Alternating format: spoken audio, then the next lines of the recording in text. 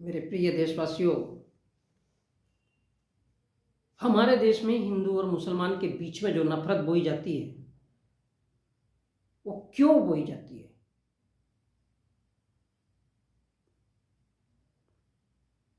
ये जो हमारे देश में हिंदू मुसलमान किया जाता है, मंदिर और मस्जिद किया जाता है, इसके पीछे का वास्तविक रीजन क्या है?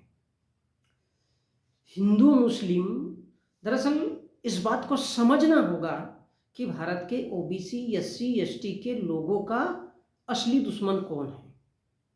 वो क्यों तुम्हें मंदिर मस्जिद के नाम पे लड़ाता है? वो क्यों तुम्हें हिंदू मुसलमान के नाम पे लड़ाता है? क्या भारत के ओबीसी एससी एसटी के लोगों का असली दुश्मन मुसलमान है? क्या मुसलमान हो सकता है? इस बात को सोचना आवश्यक है। यदि नहीं है तो तुम्हारा दुश्मन कौन है? इस बात को परखना होगा। हिंदू मुस्लिम या मंदिर मस्जिद का जो फसाद है, वो जानबूझकर तैयार किया जाता है, वो आज से नहीं है।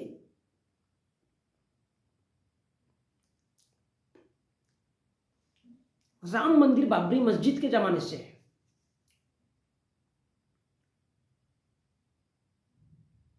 उतने से ही नहीं है, उससे भी पुराना है। वो जानबूझकर तैयार किया गया और एक सोची समझी राजनीति के तहत तैयार किया गया मुद्दा है।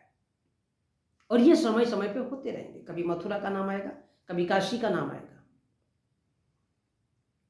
तो हिंदू मुस्लिम मंदिर मस्जिद का जो फसाद है, वो जानबूझकर किया जाता है, और जिसमें बाबा, पंडित, पुरोहित, विश्व हिंदू परिषद, हिंदू महासभा, करनी सेना, बजरंग दल और आरएसएस के सभी संगठन एक हो जाते हैं। सारे के सारे संगठन, आरएसएस, बजरंग दल, करनी सेना, यानी ये जो संगठन बनाए गए हैं, ये केवल भारत में धार्मिक दंगे करवाने के लिए बनाए गए। इनका मुख्य उद्देश्य है कि इस देश में अब ये दंगे क्यों करवाना चाहते हैं, ये सबसे बड़ा सवाल है। नफरत क्यों फैलाना चाहते हैं, ईर्ष्या क्यों फैलाना चाहते हैं, ये द्वेष क्यों फैलाना चाहते हैं? इतना ही नहीं, इस देश में जो साध्वियां है, जो बाबा है, जो पंडित है, पुजारी है, वो सारे के सारे उसी धर्म को प्रमोट किए हुए हैं। उनको इस देश के गरीब या इस देश की जनता या इस देश की जो मनुष्य से रिलेटेड मुद्दे हैं, बेरोजगारी है, शिक्षा है, चिकित्सा है, इन चीजों से कोई लेना देना नहीं। उनका काम है केवल धर्म का प्रचार करना, और इसके लिए चाहे किसी भी प्रकार का आतंक फैलाना पड़े, ये सारे के सारे मिलकर के करते हैं। और सभी जो ये संगठन है, ये रात दिन एक ही काम करते हैं, हिंदू को मुसलमानों से नफरत फैलाना इनका मुख्य उद्देश्य है, इन संगठनों का। उसके बहाने नफरत, ईर्ष्या, राग, द्वेष, और हिंदू धर्म और सनातन धर्म को इतना फैलाना है, और इतना फैलाता है कि देश में केवल दंगे होने चाहिए। इस तरह से माहौल बनाने का, देश में दंगे हम नरेंद्र मोदी के काल में देख रहे हैं। चलो, धर्म का प्रचार करते कोई बड़ी बात नहीं है, लेकिन दंगे, वातावरण, लोग आपस में टूटते जाए, फटते जाए, तो ये कभी मथुरा के नाम पर, तो कभी काशी के नाम पर, कभी ज्ञानवापी के नाम पर, और कभी राम के नाम पर। बोले क्या लाना है? राम राज्य। राम राज्य अर्थात पूरी तरह से गुंडा मावालियों का, साधु संतों का, जो इस देश के समाज को बांट सके, लोगों को तोड़फोड़ कर सके, लोगों की हत्याएं कर सके, ऐसे समाज का ही निर्माण राम राज्य। राम ने बुद्ध के जैसे कभी भी इंसानियत की बात नहीं की। उसने जिसको भी देखा जो हमारे खिलाफ आवाज उठा रहा है, उसको मार दो। मोदी ने भी यही किया है। यानी जो हिंदू संगठन है और बाबा है, पंडित, सबका उद्देश्य देश में केवल दंगे फैलाना है। बाबा, पंडित, पुरोहित, साध्विया, आरएसएस, बजरंग दल, विश्व हिंदू परिषद, ये सारे के सारे जो, और उनके कार सेवक और उनके जो कार्यकर्ता है, इनको मानने वाले लोग देश में केवल नफरत और दंगे फैलाने का काम करते हैं। और हिंदू मुस्लिम की के जो दंगे की आग है वो पूरे देश में फैलती है। तो इससे होता क्या, इन दंगे का मकसद क्या है? इससे इस देश की जो जो वोट बैंक है पूरा का पूरा, वो सारा का सारा हिंदू के नाम पे कन्वर्ट हो जाता है। और सत्ता किसको मिलती है? सत्ता किसको मिलती है? पर्टिकुलर उस पार्टी को। और अब तक भारत में कितनी पार्टियां हैं? केवल दो ही, एक कांग्रेस एक बीजेपी। और इसलिए जो सारे वोट सनातन या हिंदू धर्म के नाम पर ये हो जाते हैं, क्योंकि इस देश का एससी एसटी ओबीसी पूरा का पूरा ब्राह्मण बनिया के और ठाकुरों के साथ में मिलकर के ये हो जाता है, सब मिलकर के हिंदू हो जाते हैं, तो सत्ता उनके हिस्से में चली जाती है। सत्ता उनके हिस्से में चली जाती है। तो क्या वास्तव में इस देश के एससी एसटी ओबीसी के लोगों का मुसलमान दुश्मन हो सकता है? हो सकता है? कदापि नहीं हो सकता। और इसलिए हिंदू मुसलमान मंदिर मस्जिद की नफरत हो या दंगे हो, और जब इनको सत्ता मिलती है तो फिर ओबीसी एससी एसटी को ये सभी मिलकर भिखारी बना करके रखते हैं। सभी मिलकर भिखारी बना करके रखते हैं। और क्या देते हैं? 5 किलो चावल की तुम्हारी औकात साला यही है। ओबीसी एससी एसटी के लोगों, तुम्हारी औकात इतनी ही है। 5 किलो चावल ले लो, 10 किलो चावल ले लो और खाओ रे गरीबों, क्योंकि तुम्हारी इस देश में औकात ही यही है। और ओबीसी एससी एसटी के लोगों को भिखारी बनाने का कारण होता है ब्राह्मण बनिया ठाकुरों के बेटों को, उनकी बेटियों को उन उच्च पदों पर बैठाना, जिससे ये देश चलता है। जिससे ये देश चलता है। ओबीसी एससी एसटी के बच्चे हमेशा के लिए हाशिए पर चले जाते हैं, क्योंकि उन पर कलेक्टर कौन बनेगा? ब्राह्मण बनिया ठाकुर का बेटा। आईपीएस कौन बनेगा? ब्राह्मण बनिया और ठाकुर का बेटा। इनको क्या मिलेगा? ओबीसी एससी एसटी को तुम चपरासी बनो, कितने भी पढ़ लिख लिए होंगे। और जो नौकरियों में नहीं आना चाहिए,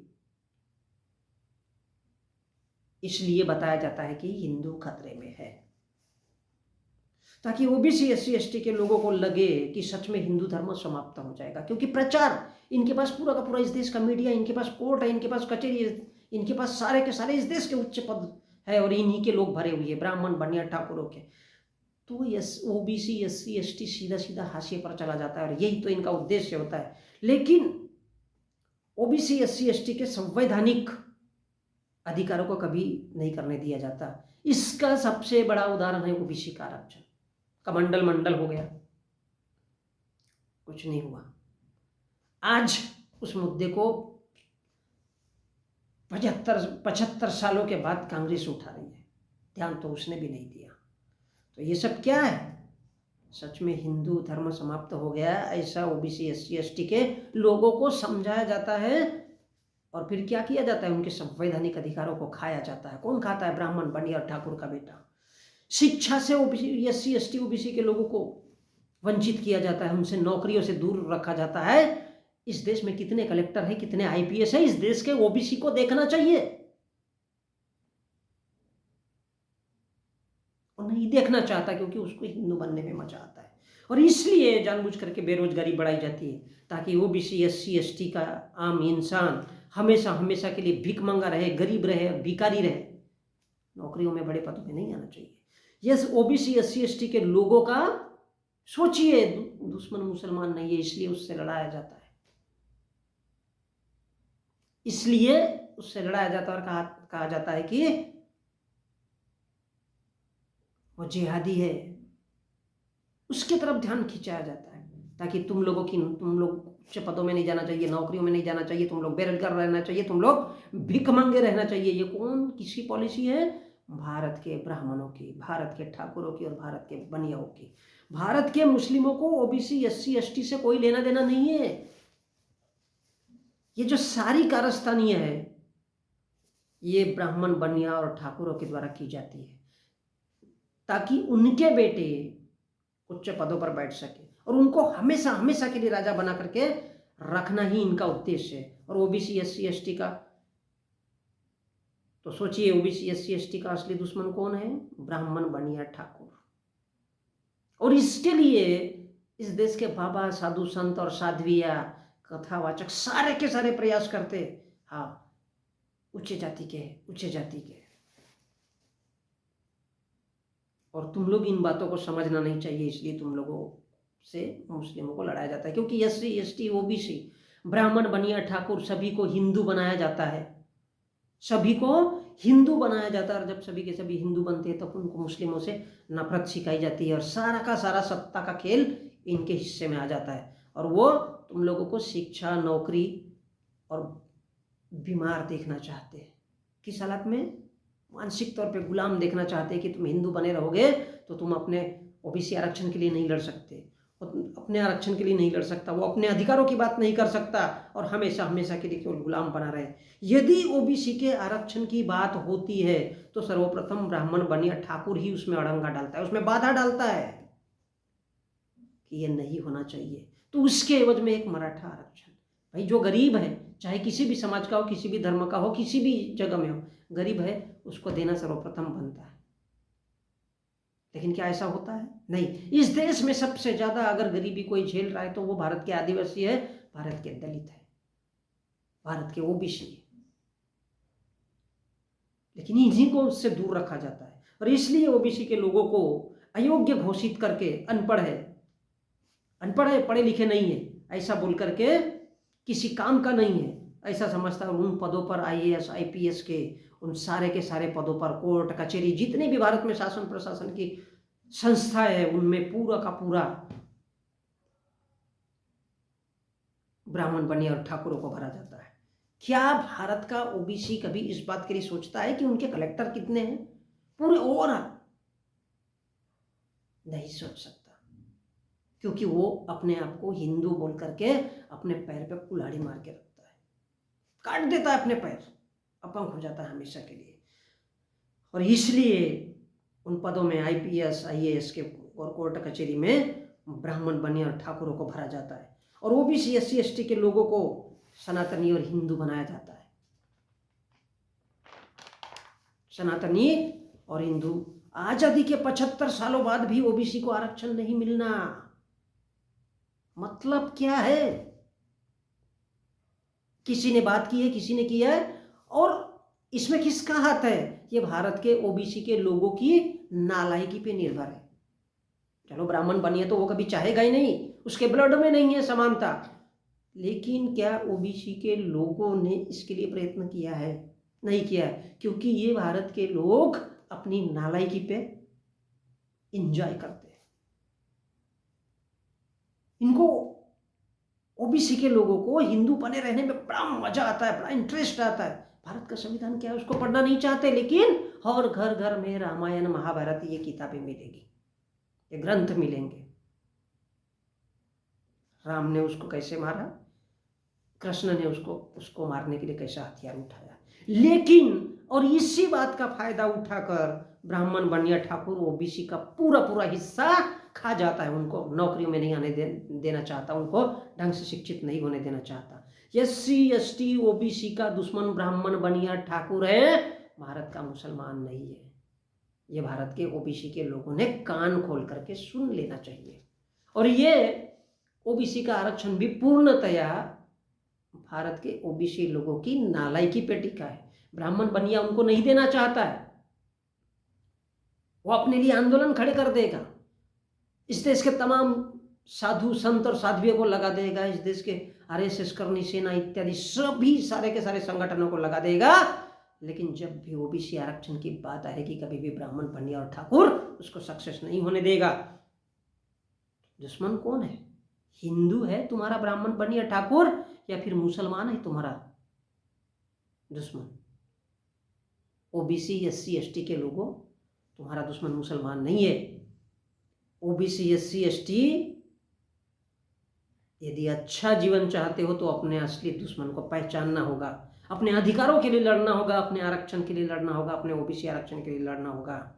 और सबसे पहली चीज तो तुम्हारा दुश्मन ब्राह्मण बनिया ठाकुर है, जो तुमको हिंदू बनाकर मुसलमान से लड़वाता है। तो ये बात अच्छी तरह से समझ लो कि तुम्हारा दुश्मन, इस देश के एससी एसटी ओबीसी के लोगों का दुश्मन मुसलमान नहीं है, बल्कि ब्राह्मण बनिया ठाकुर यानी भारत का वो हिंदू तुमको कहता है, लेकिन वो खुद भी खुद को ब्राह्मण बनिया ठाकुर हिंदू नहीं मानता और वो इसलिए तुमको हिंदू बना देता है। लेकिन according to constitution OBC SC ST is the definition of किसका? भारत के पिछड़ा वर्ग, आदिवासी और अनुसूचित जाति के लोगों, ये तुम्हारा डेफिनेशन है।